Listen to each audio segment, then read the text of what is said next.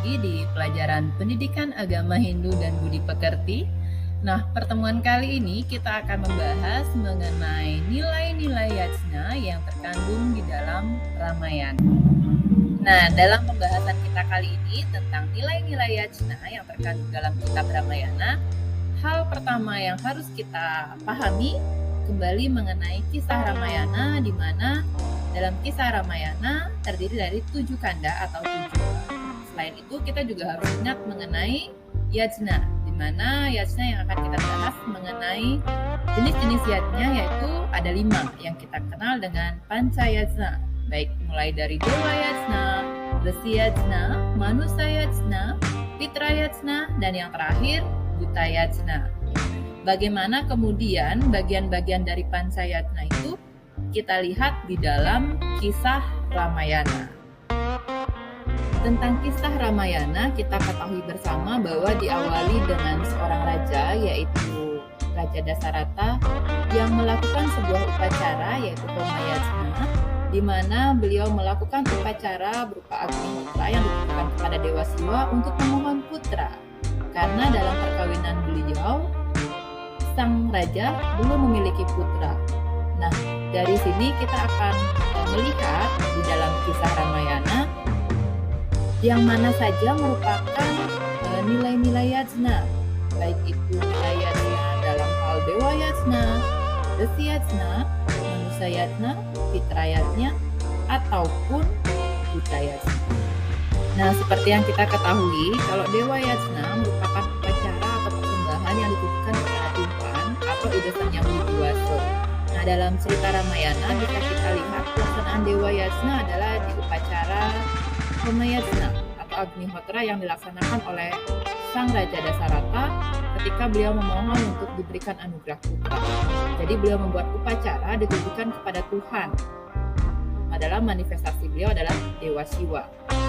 Dalam hal ini bisa kita lihat bahwa nilai dewa yajna terkandung di dalam cerita Ramayana, terlebih di dalam kisah bagaimana perjuangan sang raja untuk mendapatkan putra.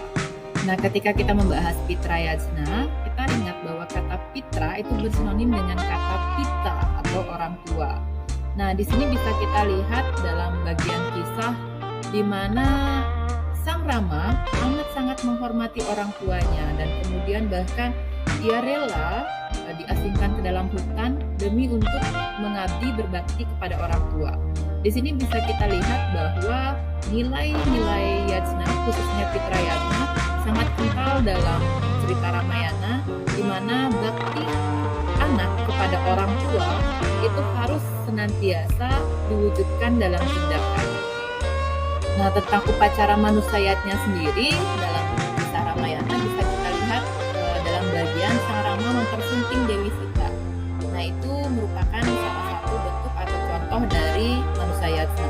Kalau kita lihat dalam kehidupan keseharian bisa kita contohkan itu adalah upacara pawiwahan atau pernikahan, di mana untuk menyucikan hubungan suami istri itu melalui yang namanya upacara pawiwahan, atau pawiwahan itu sendiri tergolong ke dalam manusa yajna. Jadi bisa kita simpulkan bahwa manusa yajna pun itu terdapat di dalam kisah Ramayana. Resi yajna merupakan sebuah upacara ataupun bisa dikatakan penghargaan kepada orang-orang suci. Nah, kalau kita lihat dalam kisah Ramayana, kita kembali kepada sosok Rama, yaitu tokoh utama atau tokoh sentral dalam cerita Ramayana. Bagaimana sang Rama amat sangat menghargai orang suci, para resi dalam kesehariannya ataupun dalam kehidupannya. Terlepas dia adalah seorang raja, sang Rama tetap menghargai, menghormati resi, orang suci ataupun guru. Sehingga hal ini bisa menjadi teladan kita bahwa kita harus senantiasa menghormati orang suci, baik itu berupa resi, baik berupa pinandita, pedanda, ataupun guru sekalipun. Bagian yang terakhir adalah tentang buta yajna. Kalau dalam keseharian kita mencontohkan buta yajna itu misalnya mecaru atau mesegep ya.